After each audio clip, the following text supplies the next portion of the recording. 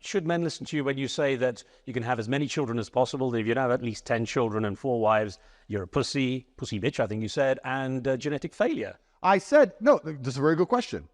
And again, we look at, sometimes I say things in hyperbole or I say things sarcastically for comedic effect. I do believe that children are extremely important. I do believe a man should have kids. I do believe we need families. I do believe the Western world needs more children. In fact, the Western governments themselves believe in it. That's why the populations are declining and collapsing. That's why we have to import people from all around the world, because nobody has kids. I believe a man's duty is to have children with the woman he loves, absolutely. If he loves more than one woman and he wants kids with all of them and they're all happy, consenting adults, I once again condone that. I think that a lot of the people running the world is strangely coincidental that none of them have kids. Have you ever actually looked at the people in the Western world, the people who are in charge of us? None of them have kids. Isn't that weird? Wouldn't you want to be like 65 and have no kids at all and just aim for the control of the entire population and to try and starve everyone to death? I don't know. Anyone without kids, I don't trust, and I'll stand by that. Some of the studies show that the reason the child production rate, if you like, has diminished is because people are trying to do the other side of what you say, make money and be successful. I'd agree with that study.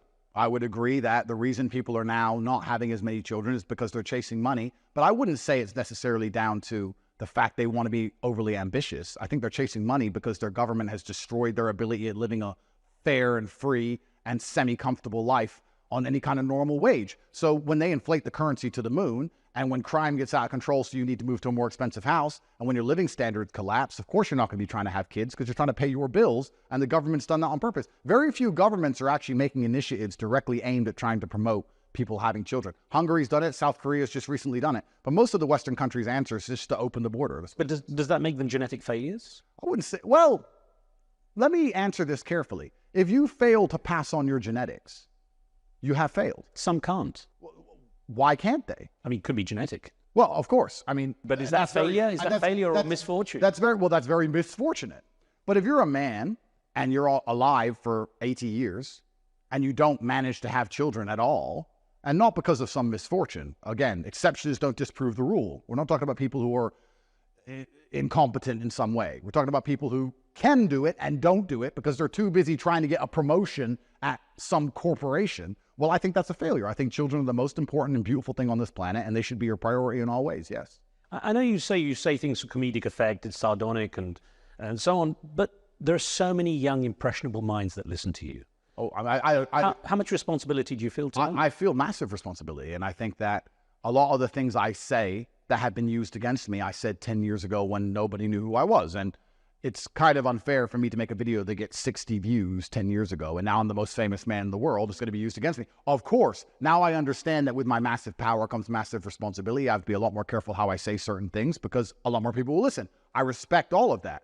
However, once again, this is uniquely used against me. Why not correct them? Why not correct them now and say, look, 10 years ago I said this, I don't believe this to be the case anymore, I think that this and this should happen. Well, I've done that, but I've done that for all the important ones, but I've also done thousands of hours of interviews, and also in this sliding scale, this never-ending tapestry of constant offense. A lot of the things I've said to you right here, right now, there's going to be people who take massive offense to it, and there's going to be someone else who's upset, some nobody, and I'm not really in the business of sitting down, apologizing to faceless nobodies all day long.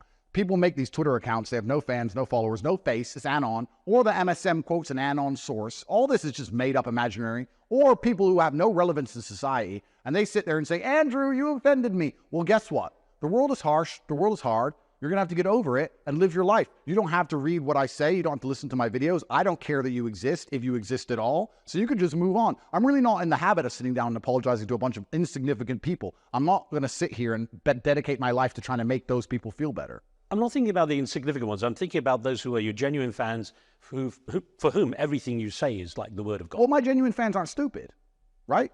My genuine fans aren't stupid. Once again, there may be one autistic kid who goes to the gym and walks around the school and acts like an idiot. I'm sure there's some idiot who's listened to 50 Cent and thought, that's it, it's time to shoot people and sell drugs. I'm sure there's some idiot who's done exactly that. But most people play his song and enjoy the song for what it is and then move on with their lives. I'm not going to sit here and assume all my fans are idiots. And I'm not going to assume they're all carbon copies of me either. I'm sure a lot of them like some of the things I say and disagree with some of the things I say because they're functioning adults, as we all are. I'm not responsible for the action of every single person who's ever heard an Andrew Tate video. And the world knows this, and the MSM knows this, and the police know this, but they're using it against me anyway because this is a Matrix attack.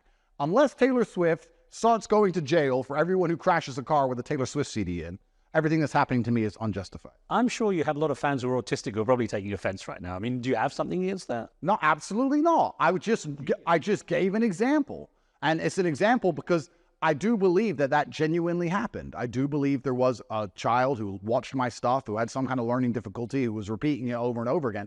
And I have to sit here and say, okay, I'm a man on the internet that makes videos. You're saying a child in Australia 3,000 years away, 3,000 miles away with learning difficulties, listen to what I said and repeats the phrases. I'm sure before he was repeating my phrases, he was repeating phrases from TV or from a song or from something else. How is this even how can I defend myself against this level of attack? Besides, do what they want, which is not talk at all. They're going to put me in a position where if I say anything, it's bad.